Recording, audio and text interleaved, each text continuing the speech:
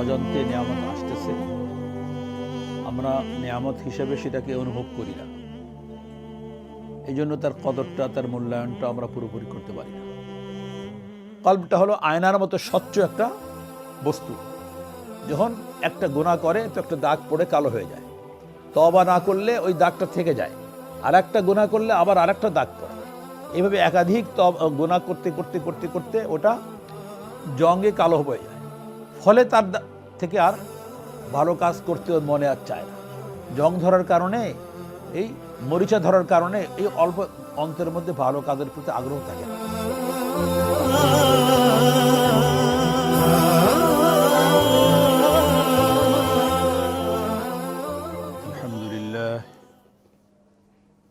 আলহামদুলিল্লাহ নাহমাদুহু ওয়া নাস্তাঈনুহু ওয়া নাস্তাগফিরুহু ওয়া নু'মিনু বিহি ওয়া নাতাওয়াক্কালু আলাইহি ونعوذ بالله من شرور أنفسنا ومن سيئات أعمالنا من يهده الله فلا مضل له ومن يضلله فلا هادي له ونشهد أن لا إله إلا الله وحده لا شريك له ونشهد أن سيدنا وسندنا ومولانا محمدا عبده ورسوله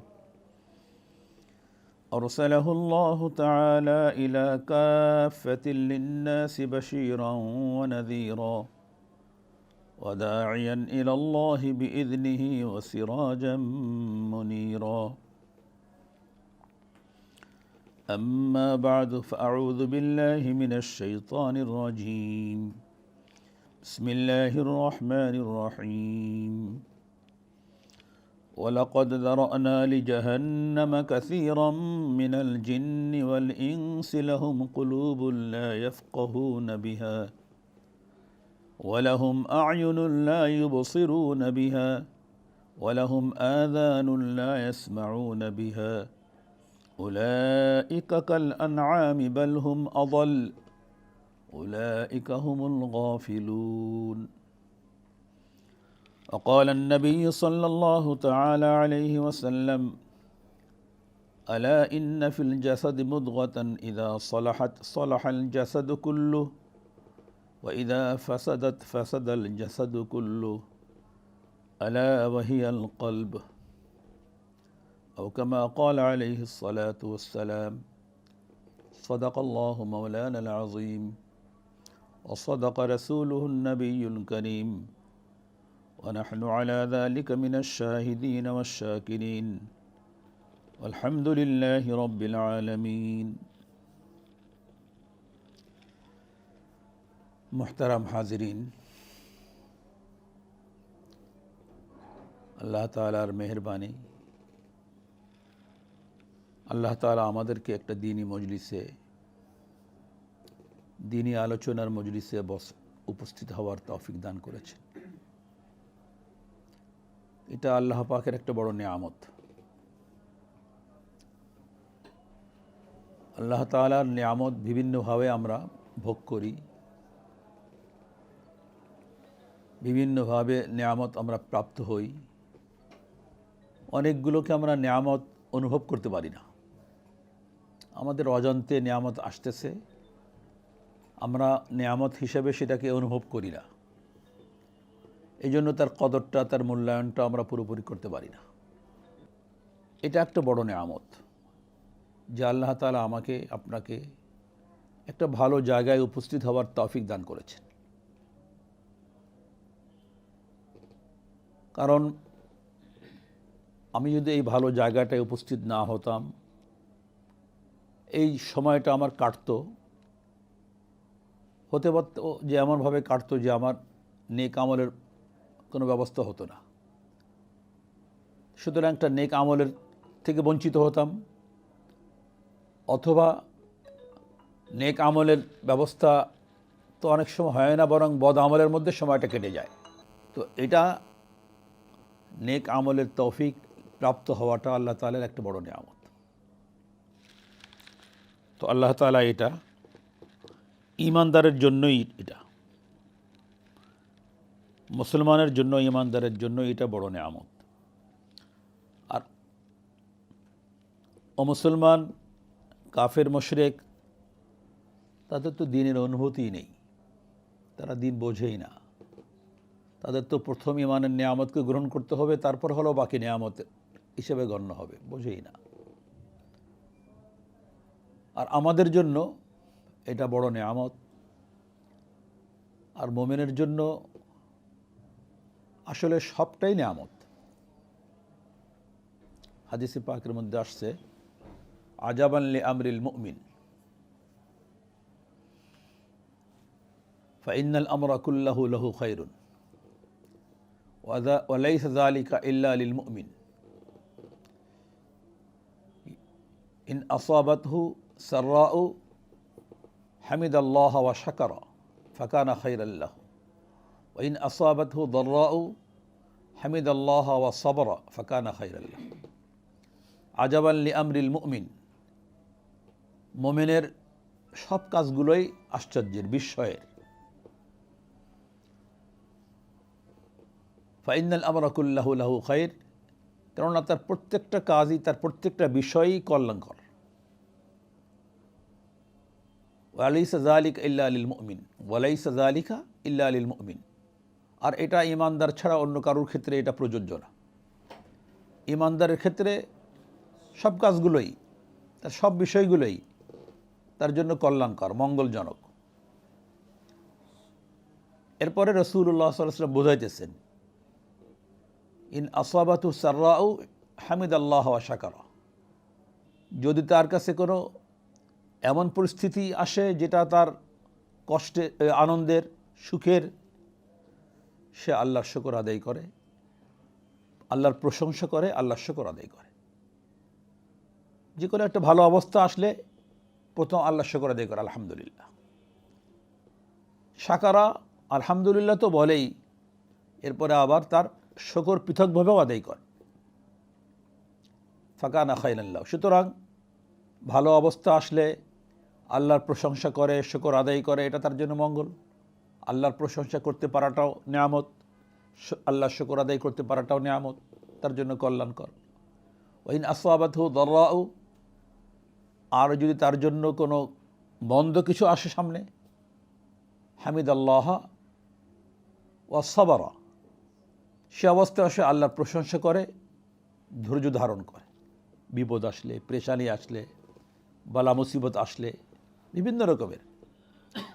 সুতরাং উভয় অবস্থা, আনন্দের অবস্থাটাও তার জন্য নিয়ামত, আর কষ্টের অবস্থাটাও তার জন্য নিয়ামত। ধরন ভিন্ন কিন্তু নিয়ামত। আর একটু হাদিসের মধ্যে আসছে আর একটু ভিন্ন ধরনের, ফাল মুমিনু ইউজারু ফি কুল্লি আমরিহি হাত্তা ফিল লুকমাতি ইয়ারফাউ ইলা ফি ইমরাতিহি। একজন মুমিনের প্রত্যেক কাজেই তাকে নেকি দেওয়া হয়। হাত্তা ফিল লুকমাতে ইয়ারফাউ ইলা ফি ইমরাতিহি, এমনকি ওই লুকমা, ওই গ্রাসটা, যে গ্রাসটা সে তার স্ত্রীর মুখে তুলে দেয়। এখন স্বামী স্ত্রীকে ভালোবাসবে, এটাই তো নিয়ম। আর ভালোবাসার প্রকাশ করার বিভিন্ন রকমের পদ্ধতি, তার মধ্যে এটাও একটা, যে স্বামী তার স্ত্রীর মুখে খাবারটা তুলে দিল, স্ত্রী স্বামীর মুখে খাবার তুলে দিল। দেখা দৃষ্টিতে বাহ্যিকভাবে এটা মনে হয় একটা ভালোবাসার বহিঃপ্রকাশ। একজন আরেকজনকে ভালোবাসে, একজন আরেকজনকে মহব্বত করে, তো এটারই বহিঃপ্রকাশ। কিন্তু রাসূলুল্লাহ সাল্লাল্লাহু আলাইহি ওয়াসাল্লাম বলে, এই বহিঃপ্রকাশটার ভিতরেও তাকে নেকি দান করা হয়। কেন? এটা রাসূল সাল্লাল্লাহু আলাইহি ওয়াসাল্লামের সুন্নত তরিকায় করেছে বলে এই বিবাহের মাধ্যমে ভালোবাসার সৃষ্টি, সম্পর্ক স্থাপন করছেন। আর বিবাহের মাধ্যমে ভালোবাসার সৃষ্টি করা, এটা হলো রাসূল সাল্লাল্লাহু আলাইহি ওয়াসাল্লামের সুন্নাত। ফলে তার স্ত্রীর মুখে খাবারটা তুলে দিলে সে সব পায়, নাকি পায়? সব কাজেই। আমাদের একজন বুজুর্গ ছিলেন ডাক্তার আব্দুল হাই রহমতুল্লাহ আলাইহি, পাকিস্তানের। উনি একজন হোমিওপ্যাথিক ডাক্তার ছিলেন। হযরত হাকিমুল উম্মত আশরাফ আলী থানভী রহমতুল্লাহ আলাইহির হাতে বয়াত হয়েছিলেন। এরপরে ওনার থেকে খিলাফতও পেয়েছিলেন। বর্তমান বিশ্বের সবচেয়ে বড় স্কলার, ধর্মীয় দিনী লাইনের হযরত মাওলানা তাকি উসমানী মুদ্দাসিরুল আলী, ওনার শায়েখ তাকি উসমানী সাহেব, রফি উসমানী সাহেব, ওনারা দুজনই এই ডাক্তার আব্দুল হাই সাহেবের হাতে বয়াত এবং তার খেলাফত ইজাজত পেয়েছেন। পীর মুরিদের লাইনে এটা নিজের আত্মশুদ্ধির জন্য একজন শায়েখের হাতে হাত রেখে যে আমি আপনার পরামর্শ মতো, আপনার কথা মতো চলব, আপনি দ্বীনি লাইনে, ধর্মীয় লাইনে, আল্লাহ আল্লাহ রসুলের লাইনে আমাকে যে উপদেশ দিবেন, যে নির্দেশনা দিবেন, আমি সে মতেই চলব।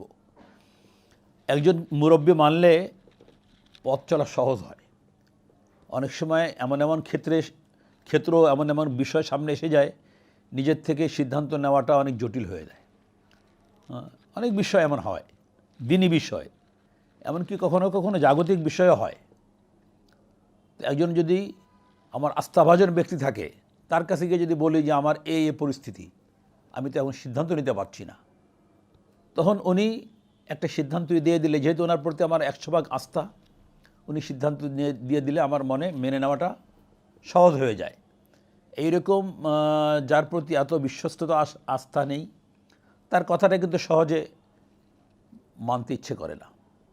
এই জন্য আমাদের সিলসিলা একেবারে রাসূল সাল্লাল্লাহু আলাইহি ওয়াসাল্লাম থেকে নিয়ে এ পর্যন্ত সর্বযুগেই এই হক্কানি ওলামা মাশায়েখ তাদের এই একটা তরিকা যে হাতে হাত রেখে বায়াত গ্রহণ করা এবং তার হাতে তার কথা মতো জীবনযাপন করা, আর তার কথাটা কোরআন হাদিসের ভিতরেই হবে। তো ডক্টর আব্দুল হাই সাহেব রহমতুল্লাহ আলাইহি, ওনার সম্পর্কেই তাকি উসমানী সাহেব মুদাজ্জিলুল্লাহ আলী লিখেছেন এই জায়গায় যে ডক্টর আব্দুল হাই সাহেব রহমতুল্লাহ আলাইহির একটা অভ্যাস ছিল, উনি বলতেন আমি যে কোনো কাজ করার আগে ওই কাজটা সম্পর্কে আগে চিন্তা করি, আমি এই কাজটা কেন করতেছি, কেন করব, কিভাবে করব। উনি উদাহরণ দিয়ে বোঝাইছেন যে আমি ঘরে ঢুকলাম, আমার ছোট বাচ্চাটা আমাকে দেখেই আব্বু আব্বু বলে ছুটে আসতেছে আমার কাছে, আসে না? ছোট বাচ্চারা বাবা বাইরে থেকে ঘরে আসলেই দৌড়ে যেয়ে বাবাকে জড়িয়ে ধরে, বাবাও কোলে নিয়ে চুমু খায়, আদর করে। তো ওই যে আমার ছোট বাচ্চাটা আমার দিকে আসতেছে, দৌড়ায় ছুটে আসতেছে, আমি চিন্তা করি ওই মুহূর্তে আমার এই বাচ্চাটাকে আমি কোলে তুলবো কি তুলব না, তুললে কেন তুলব, এই তোলার পিছনে আমার উদ্দেশ্যটা কী। সাথে সাথে আমি নিয়ত করি যে ছোট বাচ্চাকে, নিজের বাচ্চা হোক বা নাতি হোক, এদেরকে আদর করা, স্নেহ করা রাসূল সাল্লাল্লাহু আলাইহি ওয়াসাল্লামের একটা সুন্নাত। এটা রাসূল সাল্লাল্লাহু আলাইহি ওয়াসাল্লামের একটা আদর্শ, তার একটা নীতি, যে তিনি ছোট বাচ্চাকে কী করতেন, নিজের বাচ্চাকেও হোক অন্যের বাচ্চাকে হোক আদর করতেন, কোলে নিতেন, চুমু খেতেন। ওনার নাতি হাসান হোসেনকে নিয়েছেন, ওনার নিজের বাচ্চা, তারা তো সব অল্প বয়সে মারা গেছেন ছেলেরা, তাদেরকে উনিভাবে আদর করতেন, সোহাগ করতেন, স্নেহ করতেন। তো এই কথা চিন্তা করে যে এই বাচ্চা কোলে নিয়ে আদর করা এটা সুন্নাত, আমি রাসূল সাল্লাল্লাহু আলাইহি ওয়াসাল্লামের সেই সুন্নাত আদায় করার জন্য আমার বাচ্চাকে কোলে নিচ্ছি, আদর করতেছি, চুমু খাচ্ছি, মায়া মহব্বত দেখাইতেছি। সুতরাং এটা ইবাদত হিসেবে গণ্য হয়ে যাচ্ছে, এটা নেকের একটা আমল হয়ে যাচ্ছে, একটা নেকি হয়ে যাচ্ছে, একটা আমল, নেক আমল হয়ে যাচ্ছে। ঠিক অনুরূপভাবে খানা সামনে আসছে, আমি নিয়ত করতেছি, আমি বিবেচনা করতেছি খানাটা খাবো কেন, কী জন্য খাবো। খানা তো শুধু মানুষ খায় না, খানা পশুপক্ষী, জীবজন্তু, হায়ওয়ান, জানোয়ারও খায়। কুকুরে, বিড়ালে, বাঘ, ভল্লুকে সবাই খাবার খায়, জীবনযাপনের জন্য খায়। আমিও একটা মানুষ, আমি আশরাফুল মখলুকাত, আমি খাবারটা খাবো, কেন খাবো। তখন আমার মনের মধ্যে নিয়ত করতে হবে এই আল্লাহ তাআলা খানা খাওয়াটাও স্বাস্থ্য সুরক্ষার জন্য, এটা আল্লাহর একটা বিধান। স্বাস্থ্য সুরক্ষার জন্য আল্লাহর একটা বিধান খানা খাওয়া, পানীয় পান করা, এবং আমার স্বাস্থ্য ভালো থাকলে আমার ইবাদত বন্দেগী আমার জন্য করা সহজ হবে, আমি সুন্দরভাবে ইবাদত বন্দেগী করতে পারবো। এই জন্য স্বাস্থ্য সুরক্ষার জন্য, ইবাদত বন্দেগী সহজভাবে আদায় করার জন্য আমি খাবারটা গ্রহণ করছি। এভাবে প্রত্যেকটা কাজ করার আগে আমার মনের মধ্যে একটা চিন্তা, আমি কাজটা কেন করব। যদি আমি খুঁজে পাই না এমন কাজ করতে যাচ্ছি, এর কোনো ইসলামী তরিকায় রাসূল সাল্লাল্লাহু আলাইহি ওয়াসাল্লাম আদর্শের কোনো পথ আমি খুঁজে পাই না, তাহলে বুঝতে হবে যে এই কাজটা আমার জন্য করা উচিত না। এটা কোনো কিছুর মধ্যেই পড়ে না। উদাহরণস্বরূপ, এখানে একটা গল্প গুজবের আসর হচ্ছে, আমার মন চাচ্ছে আমি ওখানে গিয়ে ওই আসরে শরিক হই। তখন আমার নিজের মনকে প্রশ্ন করবো, আমি এখানে যাচ্ছি কেন, কি এখানে কি কল্যাণ আমার জন্য আছে। ওখানে গেলে তো আড্ডা হবে, গল্পগুজব হবে, গীবত শিকায়ত হবে, নিন্দা চর্চা হবে, বিভিন্ন রকমের কোনো নেক আমলের তো কোনো কিছু দেখি না আমি, কোনো আল্লাহকে পাওয়ার, রসুলকে পাওয়ার, রসুলের আদর্শকে পাওয়ার কোনো কিছু দেখছি না। সুতরাং তখন আমাকে চিন্তা করতে হবে যে এখানে আমি আমার মুসলমান হিসেবে, ইমানদার হিসেবে আমার কল্যাণের কোনো কিছু আমি দেখছি না। সুতরাং এখানে আমার জন্য যাওয়া উচিত না, আমার বিরত থাকা উচিত। এইভাবে আমার প্রত্যেকটা কাজ করার আগে আমাকে দেখতে হবে তো আল্লাহ তাআলার, কারণ আমি যা কিছু করছি আমি আল্লাহ তাআলার দেওয়া নিয়ামতের মাধ্যমেই করতেছি। আমি আমার যে কোনো কাজ করার ক্ষেত্রে আল্লাহর নিয়ামতকে আমি ব্যবহার করতেছি। তো আল্লাহর নিয়ামতকে ব্যবহার করব, আর সেই ব্যবহারটা আল্লাহর অসন্তুষ্টির পথে হবে, আল্লাহর অসন্তুষ্টির জায়গায় হবে, এটা তো আল্লাহর নিয়ামতের নাশুকরি, অকৃতজ্ঞতা। প্রত্যেকটা জিনিস, আমার হাত, আমার পা, আমার চোখ, আমার কান, আমার নাক, এসব আল্লাহর নিয়ামত। ইন্নাস সামআ ওয়াল বাসারা ওয়াল ফুআদা কুল্লু উলাইকা কানা আনহু মাসউলা। আল্লাহ তাআলা বলেন ইন্নাস সামআ, কান, ওয়াল বাসারা, চোখ, ওয়াল ফুআদা, অন্তর, কুল্লু উলাইকা কানা আনহু মাসউলা, তোমাদের প্রত্যেকটার বিষয়ে আল্লাহ তাআলার পক্ষ থেকে জিজ্ঞাসা করা হবে। কান কোথায় ব্যবহার করেছো, চোখ কোথায় ব্যবহার করেছো, অন্তর কোথায় ব্যবহার করেছো, আল্লাহ তাআলার কাছ থেকে প্রশ্ন আসবে। এসব প্রত্যেকটা অঙ্গ জিজ্ঞাসিত হবে। কুল্লু উলাইকা কানা আনহু মাসউলা, প্রত্যেকটা অঙ্গ জিজ্ঞাসিত হবে। প্রত্যেকটা অঙ্গকে জিজ্ঞাসা করা হবে তোমাকে কোথায় কোথায় ব্যবহার করেছিলে। আমার জবান লাগবে না, তখন এই কানেই কথা বলবে, চোখেই কথা বলবে, আমার হাত পা অঙ্গ প্রত্যঙ্গ কথা বলবে, তখন বলে দেবে যে আমাকে এইখানে এইখানে ব্যবহার করা হয়েছিল। তো এগুলো আল্লাহর নিয়ামত। আমাকে আল্লাহ তাআলা দিয়েছেন চোখ কী জন্য? আল্লাহর নিয়ামতকে, আল্লাহর কুদরতকে, আল্লাহর সৃষ্টিকে দেখার জন্য, এবং দেখে আল্লাহকে অনুভব করার জন্য, আল্লাহকে চেনার জন্য। এই চোখ দিয়ে দেখবো আল্লাহর নিয়ামত, আর আল্লাহকে চিনবো আমি, আল্লাহকে জানবো আমি। এখন আমি এই চোখ দিয়ে দেখতেছি আল্লাহ যেগুলোকে অপছন্দ করেন সেইগুলোকে। আমি খেলাধুলা দেখতেছি, আমি নাচ গান দেখতেছি, আমি পর স্ত্রী বেগানা মেয়ের দিকে তাকাইতেছি, আমি অনেক অনেক গুনার কাজের দিকে আমার এই চোখকে ব্যবহার করতেছি। এই আমার গুনার কাজে ব্যবহার করতেছি, এই চোখই একদিন বলে দেবে যে আমাকে এই এই জায়গায় ব্যবহার করছে। এটা দেখার জন্য, আল্লাহর কালাম দেখার জন্য, কোরআন শরীফ দেখার জন্য। এই কোরআন দেখার ভিতরেও আমার চোখের হেফাজত। একটা হলো নেকি, চোখের হেফাজতও। যারা নিয়মিত চোখ দিয়ে দেখে দেখে কোরআন শরীফ তেলাওয়াত করেন, এর অধিকাংশের ক্ষেত্রেই দেখা যায় তাদের চোখও ভালো থাকে, চোখের দৃষ্টিশক্তি ভালো থাকে। আমার আম্মা প্রায় 90 বছর বয়সে মারা গেছেন। তো একবার ওনাকে একটু চোখের সামান্য সমস্যা মনে হচ্ছিল। এক ডাক্তারের পরামর্শ দিয়েছে ওনাকে, খুলনা থাকতেন, যে আপনার চোখ অপারেশন করলে আরও ভালো দেখবেন। তো আমি ঢাকায় এনে বড় ডাক্তারকে দেখালাম। পিজি হাসপাতালে একজন চোখের বড় ডাক্তার প্রফেসর শফিকুল ইসলাম, ওনাকে দেখালে উনি সব রকম পরীক্ষা নিরীক্ষা করে বিভিন্ন শব্দ পড়া বললেন যে আপনার চোখ, আপনি কোরআন শরীফ পড়েন না দেখে দেখে? বলে হ্যাঁ দেখে দেখে পড়ি।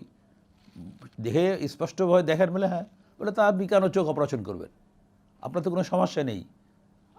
আমি যা পরীক্ষা করলাম তাতে আপনার চোখে এমন কোনো সমস্যা নেই যে অপারেশন করার দরকার আছে। আর আপনার 85-86 বছর বয়স, এখন আপনি কোরআন শরীফ দেখে দেখে পড়তেছেন চশমা ছাড়া, এরপরে আপনি আর কত ভালো থাকতে চান? হ্যাঁ।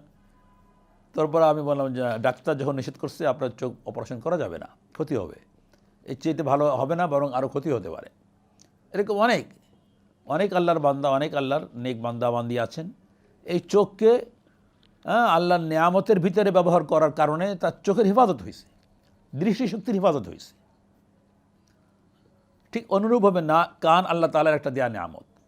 এই কানকে ব্যবহার করব কোথায়? আমি অন্য কেউ কোরআন তেলাওয়াত করলে সেটা শুনবো, আজানের আওয়াজ শুনবো, নামাজের মধ্যে ইক্তেদা করে ইমাম সাহেবের কোরআন তেলাওয়াত শুনবো, ওয়াজের কথা, নসিহতের কথা শুনবো। যেমন এখানে আপনারা আসছেন, এখন কাজ আপনার কান দিয়ে দিনের কথা শুনতেছেন। এটা দিনের কথা শোনার জন্য, আল্লাহর কথা শোনার জন্য, কোরআন শোনার জন্য, ওয়াজ শোনার জন্য, হাদিস শোনার জন্য। এখন এই কানে যদি আমি আল্লাহ অসন্তুষ্ট হন এমন কিছু এই কান দিয়ে আমি শুনি। আজকাল তো অনেক ভাইরা বোনেরা দেখা যায় মোবাইলে ইয়ারফোন লাগায় দুই কানের মধ্যে ঢুকায় রাখে বা এক কানের মধ্যে ঢুকায় রাখে। নিশ্চয়ই অনেক সব জায়গায় যে সবাই ভালো শোনে এমন না, অনেক মন্দ কিছুও সেই কান দিয়ে শুনতেছে, গান শুনতেছে বা অন্য কোনো কিছু শুনতেছে। তো এই কানের আল্লাহ তাআলা যে নিয়ামত দিয়েছেন, এই কানকে যে কারণে ব্যবহার করতে দিয়েছেন তার বাইরে ব্যবহার করতেছেন। ওইভাবে অন্তর, এই অন্তরটাও আল্লাহ তাআলা দিয়েছেন। মানুষের একটা চিন্তা শক্তি আর একটা অন্তরের শক্তি, সিদ্ধান্ত নেয়, দুইটা মিলেই। অন্তরের মধ্যে ভালো কিছু যখন আসে তখন সে ভালো ফলাফল পায়। এটা নিয়ে যদি খারাপ চিন্তা করে, খারাপ পরিকল্পনা আঁটে, ওটার বাস্তবায়ন হয়, এটা গুনাহগার হবে। অন্তর থেকে কোরআনে কারিমের মধ্যে যে আয়াতটা আমি তেলাওয়াত করেছি, আল্লাহ তাআলা এই জন্যই এই তিনটে চোখ, কান, অন্তর, এই তিনটার কথা উল্লেখ করেছেন। ওয়ালাকাদ দারানা লি জাহান্নামা কাসীরাম মিনাল জিন্নি ওয়াল ইনস, আমি জিন ও ইনসানের মধ্য হতে বহুজনকে সৃষ্টি করেছি জাহান্নামের জন্য। তার মানে অনেক জিন ইনসান এমন আছে যাদের অপকর্মের পরিণতি হবে জাহান্নাম। আমি তাদেরকে জাহান্নামের জন্য সৃষ্টি করেছি অর্থ এই যে আমি তাদেরকে সৃষ্টি তো করেছি, তো তারা এমনভাবে তাদের এই অঙ্গ প্রত্যঙ্গকে ব্যবহার করেছে যার ফলে তাদের জাহান্নামে যেতে হবে। এই জন্যই তারা জাহান্নামের জন্যই সৃষ্টি। তো আমি অনেক জিন ইনসানের মধ্য হতে অনেককে সৃষ্টি করেছি জাহান্নামের জন্য। কেন জাহান্নামে তারা যাবে? লাহুম কুলুবুন লা ইয়াফকাহুনা বিহা, তাদের অন্তর আছে, অন্তর দিয়ে তারা বোঝে না, অনুধাবন করে না। যে যিনি বোঝা দরকার, বোঝা দরকার হলো আল্লাহর কুদরত, আল্লাহর বড়ত্ব, আল্লাহর মহত্ব, আল্লাহর একত্ববাদ, এটা বোঝা দরকার। আমি অন্তর দিয়ে বুঝতেছি আর উল্টাটা, নাস্তিকতা বুঝতেছি, ধর্মহীনতা বুঝতেছি, অনেক অনেক এমন বিষয় বুঝতেছি যেটা আল্লাহ এবং আল্লাহ রাসূলের বিধানের বাহিরের বিষয়। পাপের কথা চিন্তা করতেছি, অন্যকে ঠকানোর কথা চিন্তা করতেছি, অন্যের হক নষ্ট করার পরিকল্পনা আঁটতেছি অন্তরের মধ্যেই। লাহুম কুলুবুন লা ইয়াফকাহুনা বিহা, তাদের অন্তর আছে কিন্তু অন্তর দিয়ে তারা অনুধাবন করে না। দ্বীনের বিষয়, কোরআনের বিষয়, সুন্নাতের বিষয়, আল্লাহ রসুলের বিধানের বিষয় তারা অনুভব করে না, অনুধাবন করে না, বোঝে না, বুঝতে চেষ্টা করে না, বোঝার চেষ্টা করে না। ওয়ালাহুম আয়ুনুন লা ইবসিরুনা বিহা, তাদের চোখ আছে, তা দিয়ে তারা দেখে না। চোখ দিয়ে দেখে না মানে দেখে তো ঠিকই, কিন্তু যেই জিনিস দেখা দরকার, যেইভাবে দেখা দরকার সেই জিনিস সেইভাবে তারা দেখে না। যার কারণে তারা ওই দেখেও তার ইবরত হাসিল করতে পারে না, উপদেশ গ্রহণ করতে পারে না। চোখ দিয়ে এই বিশাল আসমান দেখতেছে, তারা, নক্ষত্র, সূর্য, চন্দ্র, পাহাড়, পর্বত, নদ নদী, এগুলো দেখে আল্লাহর এ সব কিছু এত বিশাল, এত বড়, এই সব কিছুর পিছনে যে ক্ষমতা কাজ করতেছে সেই ক্ষমতা কত বড়, সেটা কত বিশাল, সে বিশালত্বের তো কোনো সীমা নেই, তার শক্তির তো কোনো সীমা নেই। এইভাবে এই চোখ দিয়ে দেখে আল্লাহর কুদরতকে দেখে আল্লাহর কুদরত উপলব্ধি করা। ওয়ালাহুম আযানুন লা ইয়াসমাউনা বিহা, তাদের কান আছে কিন্তু তা দিয়ে তারা শোনে না। অর্থাৎ শোনে কিন্তু সেই শোনা উপদেশ গ্রহণ করার উদ্দেশ্যে তারা শোনে না, সঠিক বিষয়ে শোনে না। কিছু লোক আছে তারা শোনে ভুল ধরার জন্য, ওলামায়ে কেরামের ওয়াজ শোনে, দ্বীনের কথা শোনে, ওর ভিতর থেকে তারা ভুল ধরে ধরে ওইগুলোকে তারা প্রচার করে। ভুল ধরে মানে তাদের কাছে তারা একটা আপত্তির কথা বের করে দিল, একটা আজগুবিভাবে, একটা তাদের কাল্পনিকভাবে একটা প্রশ্ন দাঁড় করা দিল, আগে পিছিয়ে শব্দ কেটে দিয়ে একটা প্রশ্ন দাঁড় করালো, একটা অভিযোগ দাঁড় করালো।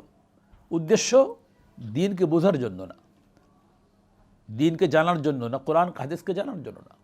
ওয়ালাহুম আযানুন লা ইয়াসমাউনা বিহা, তাদের কান আছে, তা দিয়ে তারা শ্রবণ করে না, অর্থাৎ উপদেশ গ্রহণ করার জন্য সেই কানকে তারা ব্যবহার করে না। এই কান দিয়ে শুনে তারা আল্লাহকে উপলব্ধি করার চেষ্টা করে না। কান দিয়ে কোরআনের কথা, হাদিসের কথা, আল্লাহ রসুলের কথা তারা শোনে না, হক্কানে ওলামায়ে কেরামের কথা তারা শোনে না। যেভাবে শুনলে তার দ্বারা তার উপকার হবে এইভাবে শোনে না। উলাইকা কাল আনআম, এরা হলো চতুষ্পদ জন্তুর ন্যায়। চতুষ্পদ জন্তুর ন্যায় তাদের তো কান আছে, তারা শোনে না, কি বলেন? কিন্তু শুনলেও আমরা ওই শোনার কোনো বুদ্ধিমানের শোনার মতো শোনে না। কান গরুকে আপনি বলে দিবেন, এই বাড়ির থেকে বেরোবি, সামনে এই ক্ষেতগুলো আমার এই ক্ষেতের ঘাস, কদু গাছ, লাউ গাছ, শাক সবজি, এগুলো আমার ক্ষেত, খবরদার খাবি না। তার কানে তো আওয়াজ নিশ্চয়ই গেছে, কিন্তু এই আওয়াজ যাওয়ার পরে সে কি আমার ক্ষেত বাদ দিয়ে খাবে? কারণ ও তো জানোয়ার, ও পশু, ওর কথা কানে গেছে ঠিকই, ওর কোনো প্রতিক্রিয়া নেই, ওর কোনো প্রভাব নেই, আসর নেই, ও শুনবেই শুধু। ঠিক যারা দিনের কথা শোনার পরও দিনের কোনো ইয়েকে গ্রহণ করে না, তাদের ওই পশুর মতো, কাল আনআম, তারা চতুষ্পদ জন্তুর নয়, বালহুম আদাল, বরং তার চেয়ে অধিক বিভ্রান্ত এরা, তার চেয়ে অধিক বিভ্রান্ত বা তার চেয়ে অধিক গুমরা। একটু এই যে মানুষের ভুল ভ্রান্তির জন্য আল্লাহ তাআলার কাছে জবাবদিহি করতে হবে। মানুষের এই সমস্ত ভুলের কারণে, গাফলাতের কারণে, এই অলসতার কারণে আল্লাহর কাছে জবাবদিহি করতে হবে। আর এই জীবজন্তুগুলো সেও ভুল করতেছে, কিন্তু তার জবাবদিহি করা লাগবে না। তো যে জানতেছে যে আমার এইগুলোর বিনিময়ে, আমার এই অপরাধের কারণে আমাকে আল্লাহ তাআলার কাছে জবাবদিহি করতে হবে, আমাকে শাস্তির মুখোমুখি হতে হবে, এরপরেও ওই ভুল করতেছে। আর যে জানে যে আমার শাস্তিও নাই, জবাবদিহিতাও নাই, সে ভুল করতেছে। এই দুজনের মধ্যে ওই ব্যক্তি বেশি খারাপ, বেশি মন্দ, বেশি পথভ্রষ্ট, যে জেনেও তারপরে সে ওই ভুলগুলো করতেছে। এই জন্য আল্লাহ তাআলা বলতেছে, উলাইকা কাল আনআম বালহুম আদাল, বরং ওই চতুষ্পদ জন্তুর চেয়ে অধিক বিভ্রান্ত, অধিক গুমরা। উলাইকা হুমুল গাফিলুন, এরা হলো আসলে গাফেল, যারা চোখ, কান, অন্তর এগুলোকে কাজে লাগায় না। আল্লাহর প্রদর্শিত পথে, রাসূল সাল্লাল্লাহু আলাইহি ওয়াসাল্লামের নির্দেশিত পথে এইগুলোকে ব্যবহার করে তার দ্বারায় উপকৃত হয় না, আল্লাহর পথে চলে না, এরা আসলে গাফেল। এদের মধ্যে গাফলাত, অলসতা, এইগুলোর জেকে বসার কারণে এরা এইগুলোকে কাজে লাগায় না। আলা ইন্না ফিল জাসাদে মুদগা, মানুষের দেহের মধ্যে একটা টুকরো আছে, একটা অংশ আছে, যে অংশটা ভালো হলে মানুষটা ভালো হয়ে যায়, আর যে অংশটা মন্দ হলে মানুষটা মন্দ হয়ে যায়। ইদা সালাহাত সালাহাল জাসাদু কুল্লুহু, যখন এই অংশটা ভালো হয় পুরো মানুষটা ভালো হয়ে যায়, আর যখন এই অংশটা মন্দ হয় পুরো মানুষটা মন্দ হয়ে যায়। সেটা কি? আলা ওয়াহিয়াল কলব, সেটা হলো অন্তর, মন। যদি অন্তরটা ভালো থাকে, মন ভালো থাকে, তাহলে যার মন ভালো, তার নিয়ত ভালো, তার সব কিছুই ভালো হয়ে যায়। আর যার মন খারাপ, নিয়ত খারাপ, তার সব কিছুই খারাপ হয়। মানুষ ভালো, দেখতে ভালো, সুন্দর চেহারা, মনটা ভালো না। আরেকজনের দেখতে অত সুন্দর না, গায়ের রঙ অত ফর্সা না, কিন্তু মনটা ভালো। ওই ভালো মনের মানুষের দাম আল্লাহ তাআলার কাছে অনেক বেশি। বিলাল রাদিয়াল্লাহু তাআলা আনহুর মন অনেক ভালো ছিল, চেহারা ছিল কালো, গায়ের রং ছিল কালো, মানুষটা দেখতে সুন্দর ছিল না, কিন্তু অন্তরটা এত সুন্দর ছিল যে সৌন্দর্যের কারণে আল্লাহ তাআলা তাকে কবুল করেছিলেন। আর রাসূল সাল্লাল্লাহু আলাইহি ওয়াসাল্লাম তাকে ওনার খাস স্পেশাল মুয়াজ্জিন বানায় নিয়েছিলেন, তুমি আযান দিবে। আর আজও পর্যন্ত মুসলমানরা তার সম্মানার্থে তার নাম উল্লেখ করলে বিলাল রাদিয়াল্লাহু তাআলা আনহু বলে, রাদিয়াল্লাহু তাআলা আনহু। আমি সৌদি আরবে শুনেছি, এক ড্রাইভারের সাথে গাড়িতে, ও সৌদি ড্রাইভার, কথা বলতে বলতে প্রসঙ্গ এসে বিলাল রাদিয়াল্লাহু তাআলা আনহুর কথা বললেন। তো বিলাল রাদিয়াল্লাহু তাআলার নাম যতবার উচ্চারণ করলেন ততবারই তিনি বললেন, সাইয়্যিদুনা বিলাল রাদিয়াল্লাহু তাআলা, সাইয়্যিদুনা বিলাল রাদিয়াল্লাহু তাআলা। সাইয়্যিদুনা মানে আমাদের সরদার, সাইয়্যিদুনা বিলাল রাদিয়াল্লাহু তাআলা আনহু। তার মানে তারা বিলাল রাদিয়াল্লাহু তাআলা আনহুকে এত সম্মান করেন, রাদিয়াল্লাহু তাআলা আনহু তো বলি এটা আমরা, কিন্তু তারা নামের শুরুতে সাইয়্যিদুনা শব্দটা ব্যবহার করে। সাইয়্যিদুনা মুহাম্মদুর রাসূলুল্লাহ সাল্লাল্লাহু আলাইহি ওয়াসাল্লাম, আমাদের নেতা মুহাম্মদুর রাসূলুল্লাহ। পরবর্তী ধরনের নেতা হলো আমাদের সাহাবায়ে কেরাম। তো বিলাল রাদিয়াল্লাহু তাআলা আনহুর অন্তরটা এত ভালো ছিল যে ভালো অন্তরের কারণে তার মূল্যায়ন, তার দাম, তার কদর, তার মর্যাদা, সম্মান আল্লাহর কাছে, আল্লাহ রসুলের কাছে, এই মুসলমানের কাছে এত বেড়ে গেছে যে কিয়ামত পর্যন্ত মানুষ তার নামের সাথে রাদিয়াল্লাহু তাআলা আনহু যোগ করে দিয়েছে, আল্লাহ তাআলাও করছে। তো এই জন্য আমাদের মন এটাকে ভালো করতে হবে, মনকে ভালো করতে হবে। মন ভালো করার কি? রাসূলুল্লাহ সাল্লাল্লাহু আলাইহি ওয়াসাল্লাম এক হাদিসের মধ্যে বলেন, ইন্না হাদিল কুলুব তাসদাউ কামা ইয়াসদাউল হাদীদ ইযা আসাবাহুল মা। ইন্না হাদিল কুলুব তাসদাউ কামা ইয়াসদাউল হাদীদ ইযা আসাবাহুল মা। মানুষের এই অন্তরেও জং পড়ে, মরিচা লেগে যায়, যেমন লোহায় পানি লাগলে মরিচা ধরে যায়, জং ধরে যায়। রাসূলুল্লাহ সাল্লাল্লাহু আলাইহি ওয়াসাল্লাম উদাহরণ দিয়ে বোঝাচ্ছেন, ইন্না হাদিল কুলুব, নিশ্চয়ই মানুষের এই অন্তরগুলো তাসদাউ, মরিচা আক্রান্ত হয়ে যায়, ইদা আসাবাহুল মা, যখন তাতে পানি লাগে, কামা তাসদাউল হাদীদ ইদা আসাবাহুল মা, যেমন লোহায় মরিচা ধরে যখন পানি লাগে। একটা দা, একটা কাঁচি, একটা লোহার কোনো অস্ত্র আপনি ফেলে রাখবেন কাদা পানির ভিতরে, বেশ কিছুদিন পরে দেখবেন এমনভাবে জং ধরে গেছে যে একটা উপর দিয়ে একটা চলটা একটা পাল্লাই উঠে যায়। এরপরে শক্ত জিনিসও এমন হয়ে যায় যে হাত দিলে বাঁকা করা যায়, তার শক্তি নষ্ট হয়ে যায়, কাজ করার ক্ষমতাই নষ্ট হয়ে যায়। তো ঠিক মানুষের অন্তরটাও যখন নাকি ইন্না হাদিল কুলুব তাসদাউ কামা ইয়াসদাউল হাদীদ ইযা আসাবাহুল মা, মানুষের অন্তরে মরিচা ধরে যায়, যেমন লোহায় পানি লাগলে মরিচা ধরে যায়। মরিচা ধরে কিসের দ্বারা? এখানে সে কথাটা অবশ্য নেই, অন্য হাদিসে আছে। মানুষ যখন একটা গুনাহ করে তার কলবের উপরে একটা কালো দাগ পড়ে যায়, যদি তওবা করে খাঁটি দিলে ওই দাগটা মুছে যায়। আবার কলবটা হলো আয়নার মতো স্বচ্ছ একটা বস্তু, যখন একটা গুনাহ করে তো একটা দাগ পড়ে কালো হয়ে যায়, তওবা না করলে ওই দাগটা থেকে যায়, আর একটা গুনাহ করলে আবার আরেকটা দাগ পড়ে। এইভাবে একাধিক গুনাহ করতে করতে করতে করতে ওটা জঙ্গে কালো হয়ে যায়, ফলে তার থেকে আর ভালো কাজ করতে মনে আর চায় না। জং ধরার কারণে, এই মরিচা ধরার কারণে এই অল্প অন্তরের মধ্যে ভালো কাজের প্রতি আগ্রহ থাকে না। তো এটাকে পরিষ্কার করার নিয়ম কি? স্বাভাবিক, দেখেন জ্বর হলে ভালো খাবারও তিতা লাগে, জন্ডিস হলে ভালো খাবারও দুর্গন্ধ লাগে। দোষটা কি খাবারের, না সমস্যাটা আমার শরীরের মধ্যে সমস্যা এসে গেছে? শরীরের মধ্যে, এটা তো ডাক্তার সাহেবরা ভালো বলতে পারবেন, যে শরীরের মধ্যে যেই স্বাভাবিক অবস্থাটা থাকা দরকার ছিল, যেটা যেই পরিমাণ তার মধ্যে কম বেশি হয়ে গেছে, যে কারণে এখন খাবার, ভালো খাবারও দুর্গন্ধ আসে, ভালো সুস্বাদু খাবারও তিতা লাগে, কষ্ট লাগে, খেতে ইচ্ছে করে না। ঠিক মানুষের অন্তরের মধ্যে যখন মরিচা ধরে যায়, গুনাহের মরিচা ধরে যায়, তখন ভালো কাজ করতে মনে চায় না, কোরআন শরীফ পড়তে মনে চায় না, জিকির করতে মনে চায় না, নামাজ পড়তে মনে চায় না, আল্লাহর দুরূদ শরীফ পড়তে মনে চায় না, ভালো কোনো কাজে দিতে মনে চায় না।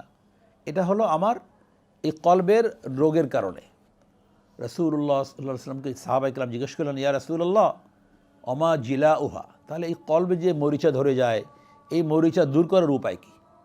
লোহা জং ধরলে তো আমরা বুঝি, আগুনে পুড়িয়ে ওটাকে আবার লোহা দিয়ে পিটালে বাস ওটা আস্তে আস্তে জং ধরে যায়, এরপরে ওটাকে আবার ধারালো বা আবার মজবুত একটা কিছু তৈরি করা যায়। এটা দেখাও যায় না, ছোঁয়াও যায় না, স্পর্শ করা যায় না, মরিচা ধরে। এই মরিচা দূর করার উপায় কি? রাসূলুল্লাহ সাল্লাল্লাহু আলাইহি ওয়াসাল্লাম বলেন, কাসরাতু যিকরিল মাউত তিলাওয়াতুল কোরআন, অতিলাওয়াতুল কোরআন, বেশি বেশি করে মৃত্যুর কথা স্মরণ করা, মৃত্যুর কথা স্মরণ করা। যদি কোনো ব্যক্তির মৃত্যুর ব্যাপারে নিশ্চিত থাকে যে আগামীকাল আমার মৃত্যু, তাহলে সে কি পাপ কাজ করে? নিশ্চিত যদি কেউ কোনোভাবে জানে যে আমার আগামীকাল মৃত্যু, একজন ফাঁসির আসামি, তাকে আগের দিন শুনিয়ে দেওয়া হলো আগামীকাল তোমাকে ফাঁসি দেওয়া হবে, এই ফাঁসির আসামি কি আর কোনো গুনার কাজ করবে? বলেন, করবে না।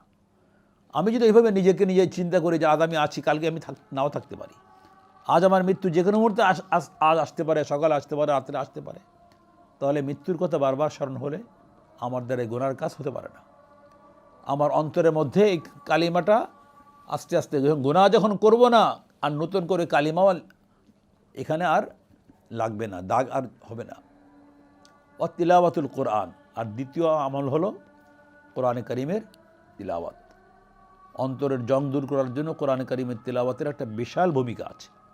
কোরআনে কারিম যত বেশি তিলাওয়াত করা হবে, অন্তর তত পরিচ্ছন্ন হবে, অন্তর তত স্বচ্ছ হবে, এই অন্তরের ভিতরে নেক আমলের আগ্রহ, নেক আমলের জজবা পয়দা হবে।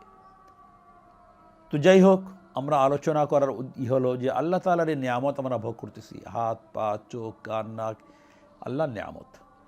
এই নিয়ামতকে ব্যবহার করে আল্লাহকে আরও ভালো করে চিনবো, আল্লাহকে আরও ভালো করে জানবো, আল্লাহ তাআলার বিধানকে আরও বেশি ভালো করে মানবো, এটাই হলো উদ্দেশ্য। আর এগুলো যদি আমি আল্লাহ এবং আল্লাহ রসুলের বিধানের বিপরীতে চালিয়ে আল্লাহর নিয়ামতকে আল্লাহর নাফরমানের মধ্যে ব্যবহার করি, আমি অকৃতজ্ঞ বান্দা হব, নাশকর বান্দা হব, আর আমার জন্য তো পরবর্তীতে বিপদ আছেই। এই জন্য আমার অন্তরটাকে ভালো করা, আমার কলবটা যত ভালো হবে। আর কলব ভালো করার জন্য কি দরকার? যাদের কলব ভালো তাদের সংস্রবে আসা দরকার। যারা ভালো কলবের অধিকারী, বুঝবো কী করে এটা? যতটুকুন বোঝা যায়, 100% বোঝা তো কঠিন। আপনার চেহারা, সুরত, পোশাক আশাক, আমল আখলাক দেখে একজনের প্রতি আপনার ধারণা সৃষ্টি হবে যে এই লোকটা ভালো বলে আমার মনে হয়। অন্ততপক্ষে আমার চেয়ে তো ভালো, 5 ওয়াক্ত নামাজ পড়েন, কোরআন শরীফ পড়েন, পর্দা করে চলেন, হালাল হারামের বিচার করে চলেন, অতএব লোকটা ভালো আমি মনে করি। আমার মসজিদের ইমাম সাহেব, আমার মসজিদের কোন হুজুর, আমার মসজিদের মুয়াজ্জিন সাহেব, এরা আমার চেয়ে তো ভালো। তাদের সান্নিধ্যে যাওয়া, আরও আস্তে আস্তে আস্তে খুঁজে খুঁজে ভালো সান্নিধ্য খুঁজে বের করা। এই ভালো লোকের, যারা ভালো মনের মানুষ, ভালো মনের মানুষের কাছে যত যাব তত আমার মনটাও কী হবে? ভালো হবে। এই জন্য ভালো মানুষের সাথে সম্পর্ক স্থাপন করতে হবে, আল্লাহ ওয়ালাদের সঙ্গে সম্পর্ক স্থাপন করতে হবে, আল্লাহ ওয়ালাদের কাছে যেতে হবে ইনশাআল্লাহ। তাহলে আমার নিজের মনটাও আল্লাহ ওয়ালাদের মনের মতো আস্তে আস্তে আস্তে আস্তে ধীরে ধীরে ধীরে ধীরে উন্নতি হবে, ভালো কাজ করতে ইচ্ছে করবে, নেক আমলের প্রতি আগ্রহ সৃষ্টি হবে।